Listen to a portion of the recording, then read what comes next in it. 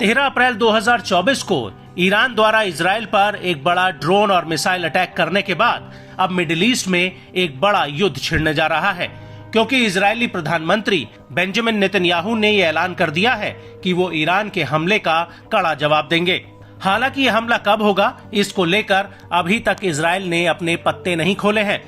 लेकिन इस सब के बीच अब ऐसा लग रहा है कि ईरान को इजराइल के हमले से बचाने के लिए रूस के राष्ट्रपति व्लादिमीर पुतिन उसके रक्षक बनकर सामने खड़े हो गए हैं।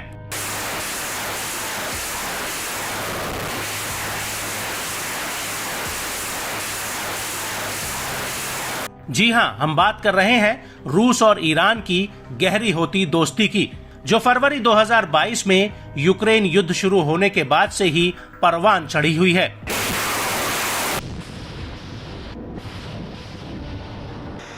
और कई ऐसी खुफिया रिपोर्ट्स में दावा किया गया है कि पुतिन ईरान को एयर डिफेंस सिस्टम देने वाले हैं, जो उसे इजराइल के हवाई हमलों से बचाएगा।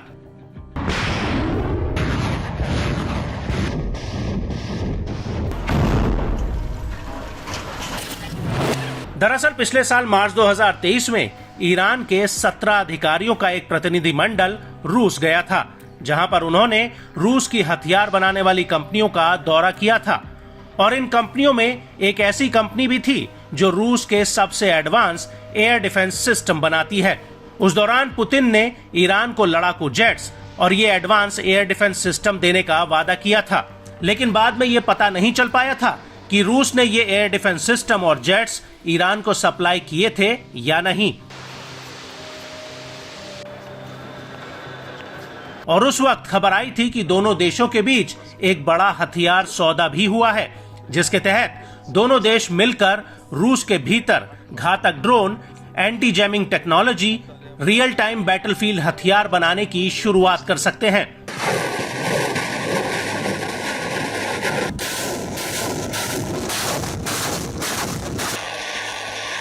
चूंकि ईरान पहले ही रूस को अपने घातक ड्रोन्स दे चुका था, जिनका इस्तेमाल रूसी सेना यूक्रेन में कर रही थी, और अब इजराइल पर हमले के बीच दोनों देशों की ये डील ईरान के लिए एक बड़ा सुरक्षा कवच साबित हो सकती है, क्योंकि रूस की एडवांस टेक्नोलॉजी अभी भी ईरान को अपने दुश्मनों के सामने एक दुर्जय प्रतिद्वंदी बना सकती है।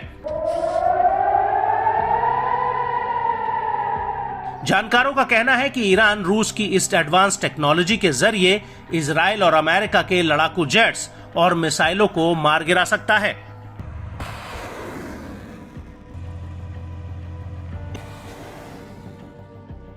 टाइम्स ऑफ इजराइल ने इंटेलिजेंस सूत्रों के हवाले से कहा है कि रूस गुप्त तरीके से ईरान को अपने Su-35S सबसे एडवांस फाइटर बॉम्बर्स बेचने के लिए मन बना रहा है, और अगर ऐसा होता है तो ईरानी एयरफोर्स इससे और ज्यादा मजबूत होगी।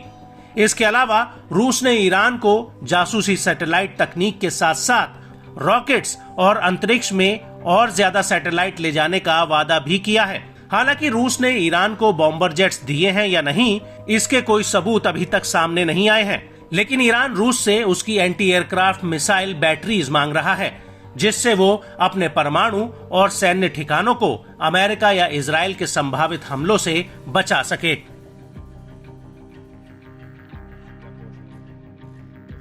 हालांकि रूस और ईरान के बीच हथियारों की ये सौदेबाजी कोई नई नहीं है,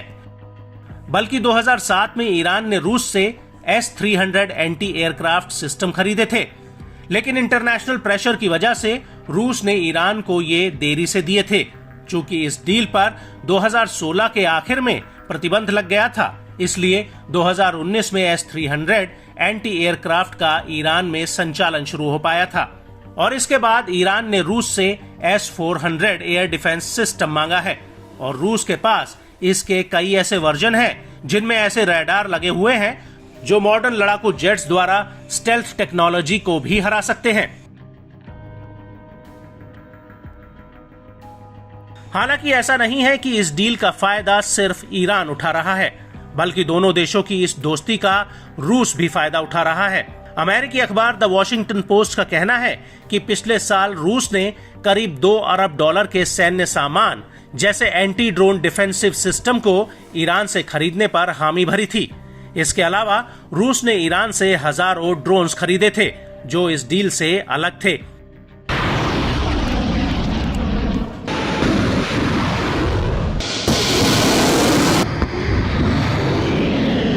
इस सब के बीच अगर ईरान को रूस से एयर डिफेंस सिस्टम मिल जाता है तो इजराइल, जो ईरान के परमाणु ठिकानों को निशाना बनाने का विचार बना रहा है, उसको ये हमला करने से पहले कई बार सोचना पड़ेगा।